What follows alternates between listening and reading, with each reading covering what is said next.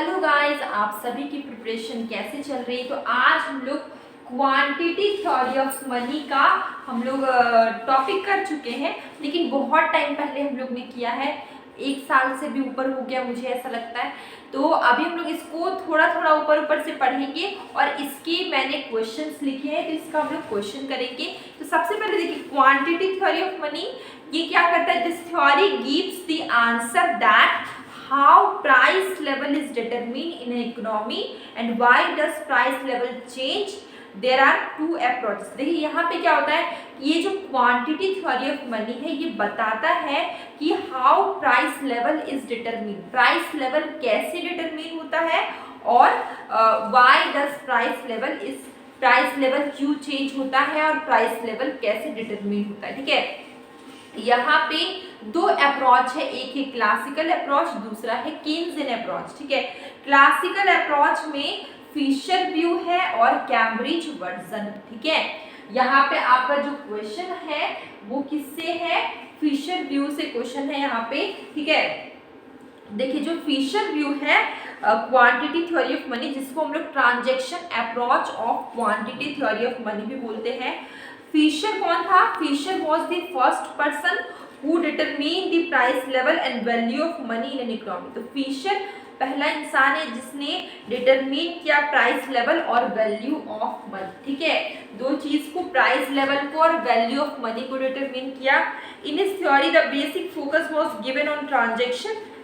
तो यहाँ पे बेसिक फोकस किया, फिशर ने बेसिक फोकस किया ट्रांजेक्शन पे। ठीक है, देखिए transaction approach of quantity theory of money, इसमें इसके कुछ अजम्पशंस भी थे। तो फिशर के हिसाब से प्राइस लेवल और value of money is determined by demand for money and supply of money. ठीक है, तो देखिए यहाँ पर देखिए, अकॉर्डिंग टू फिशर जो प्राइस लेवल है, प्राइस लेवल और वैल्यू ऑफ मनी, ठीक है, वैल्यू ऑफ मनी ये डिटरमिन कैसे होगा, वैल्यू ऑफ मनी डिटरमिन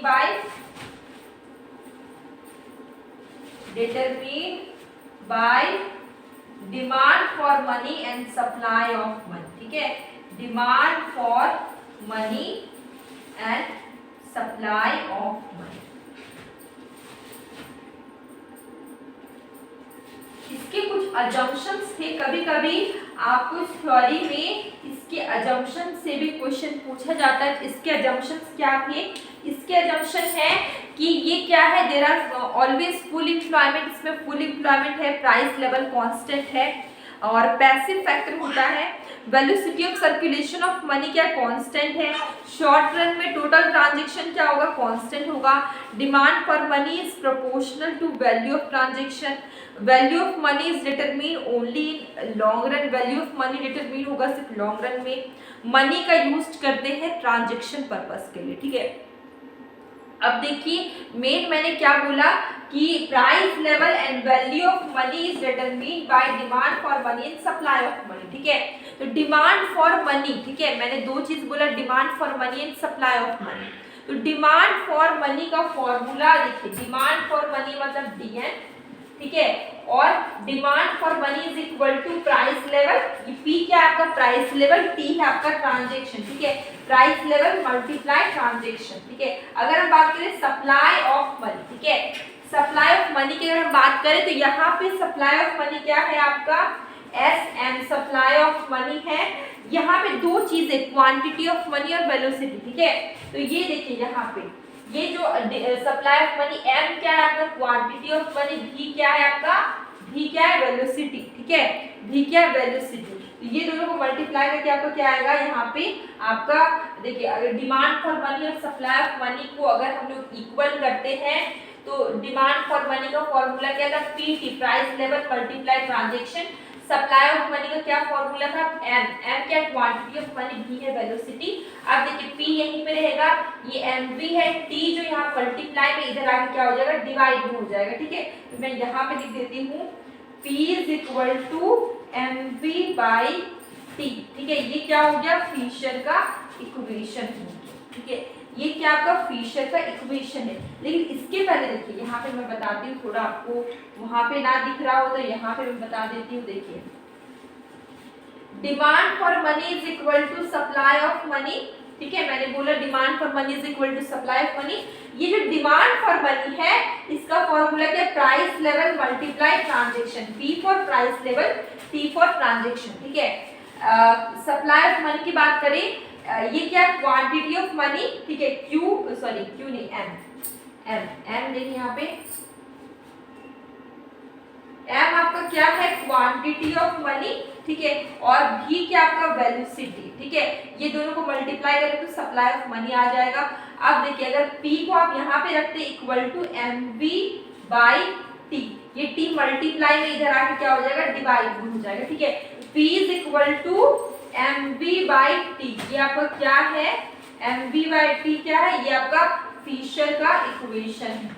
ये क्या है, फिशर का इक्वेशन है। ठीक है, अब आप ऑप्शन देख लीजिए, अब आपको आंसर समझ में आ गया होगा। देखिए Fisher quantity theory is explained by its famous equation given as. ठीक है, इसका इक्वेशन कौन सा होगा, ये तो होगा नहीं, mv इक्वल टू pt। ठीक है, तो अभी हम लोग ने पढ़ा m क्या है आपका क्वांटिटी ऑफ मनी, v क्या है वेलोसिटी। ठीक है, p for price level, t for transaction. ठीक है, तो ये आपका किसका दी, आप देख सकते हैं demand for money is equal to price level multiply transaction, supply of money क्या है, quantity of money multiply velocity. ठीक है, तो ये आपका क्या हो जाएगा, ये सेकंड वाला ऑप्शन आपका करेक्ट है, ये आपका फिशर का इक्वेशन है, सेकंड वाला आपका आंसर। ठीक है, आपको आई होप आपको ये समझ में आ गया होगा ये क्वेश्चन का आंसर। ठीक है, कंसेप्ट भी।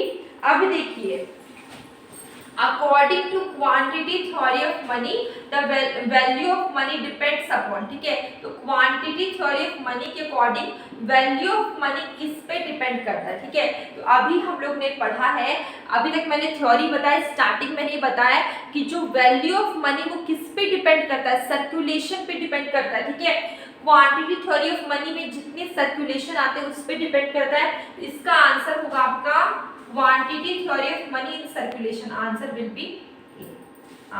बी। ठीक है, तो हम लोग ने शुरू में ही पढ़ा। ठीक है, कि देखिए वैल्यू ऑफ मनी, ये किस पे, देखिए यहाँ पे हम लोग ने शुरुआत में ही किया था कि ये जो क्वांटिटी थ्योरी ऑफ मनी में वैल्यू ऑफ मनी ये डिपेंड किस पे करता है, quantity theory of money in circulation पे डिपेंड करता है। ठीक है, परचेजिंग पावर ऑफ मनी, आपको ऑप्शन यहाँ पे देखिए गिवन है, परचेजिंग पावर ऑफ मनी पे, डिमांड फॉर मनी पे, या प्राइस लेवल पे, ये सब पे नहीं होगा। इसका आंसर होगा आपका एक quantity theory of money depend करता है सर्कुलेशन पे। ठीक है, तो यहाँ पे ये दोनों के क्वेश्चन के आंसर कर लिए। और क्वांटिटी थ्योरी ऑफ मनी मैंने पहले भी पढ़ा चुका है, डिटेल में पढ़ा है, जिसमें मैंने डायग्राम भी बताया है। तो आप अगर उस वीडियो को देखेंगे तो आपको ये क्वेश्चन करना और भी आसान हो जाएगा, क्योंकि मैंने उसमें डायग्राम भी करवाया था। ठीक है, और मैंने उसको डिटेल में समझाया था, आप उसे ज़रूर देखिए, आपको काफ़ी हेल्प होगी। और डेली में शॉर्ट वीडियो में क्वेश्चन पूछती हूँ, आप उसका आंसर ज़रूर करें। अब हम लोग मिलेंगे कल एक न्यू वीडियो में।